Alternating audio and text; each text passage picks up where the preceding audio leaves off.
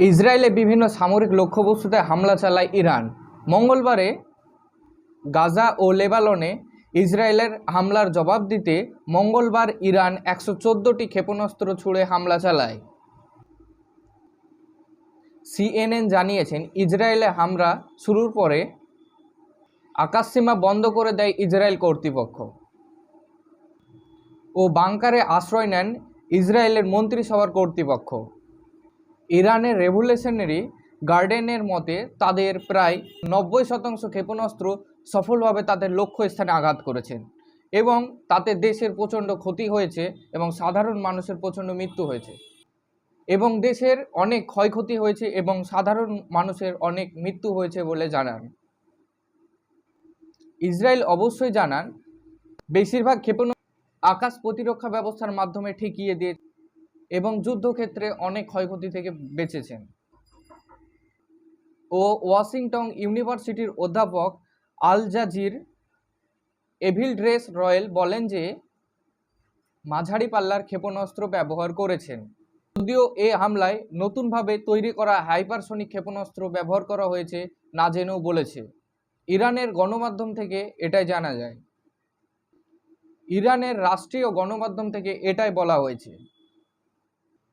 Iran প্রথমবারের মতো হামলায় তাদের নতুন ফাঁপা ক্ষেপণাস্ত্রটি ব্যবহার করেছে বলে জানা যায় এবং আরও গণমাধ্যম থেকে জানা যায় এই ফাঁপা হাইপারসনিক প্লাস্টিক ইরানের প্রথম দেশীয় ক্ষেপণাস্ত্র বলে। এছাড়াও জানা যায় ফাঁপা এই ইরানের রাষ্ট্রীয় গণমাধ্যম থেকে জানা যায় ফাঁপা হাইপারসনিক প্লাস্টিক ইরানের প্রথম দেশীয় ক্ষেপণাস্ত্র বলে ধারণা করা যায়। ইরানের সামরিক বাহিনী গত বছর অস্ত্রটি প্রকাশ করেন এবং তারা এই প্রকাশের সময় বলেছিলেন অস্ত্রটি শব্দের চেয়ে 15 গুণ গতিবেগে ছুটবে। হামলার তাৎক্ষণিক প্রক্রিয়ায় ইরানের বিরুদ্ধে কড়া হুঁশিয়ারি দিয়েছেন ইসরায়েলের প্রধানমন্ত্রী বেঞ্জামিন নেতানিয়াহু। তিনি বলেন, ইসরায়েল আজ রাতে অনেক বড় ভুল করে ফেলেছেন। এই ভুলের সাজা তাকে ভোগ করতে হবে এবং দেশটিকে তার সঠিক মূল্য দিতে হবে।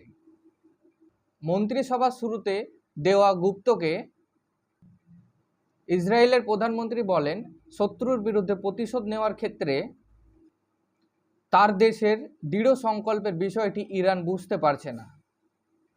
ইসরায়েলের প্রধানমন্ত্রী বেঞ্জামিন নেতানিয়াহু বলেন, তারা যে নিয়ম প্রতিষ্ঠা করেছেন সেটাই প্রতিষ্ঠিত থাকবে। তারা ইসরায়েলের ওপর আক্রমণ চালাবে এবং এছাড়াও তিনি বলেন, ইসরায়েলের ওপর আক্রমণ চালাবেন এবং এই আক্রমণের পাল্টা প্রতিশোধ তিনি নেবেন। এবং এই হামলার পরেই দেখা যায় ইরান ও গাজার বাসিন্দারা তারা রাস্তায় নেমে আনন্দ করতে শুরু করে। আমাদের এই ভিডিওটি প্রথম থেকে শেষ পর্যন্ত দেখার জন্য আপনাকে অসংখ্য ধন্যবাদ। আমাদের এই ভিডিওটি ভালো লেগে থাকলে আমাদের ইউটিউব চ্যানেলটিকে সাবস্ক্রাইব করবেন এবং আমাদের ফেসবুক পেজটিকে ফলো করে আমাদের পাশে থাকবেন।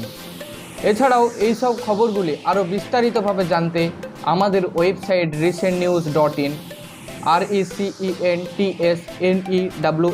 recentnews.in গুগলে গিয়ে সার্চ করবেন এবং ওয়েবসাইটটিকে ফলো করবেন।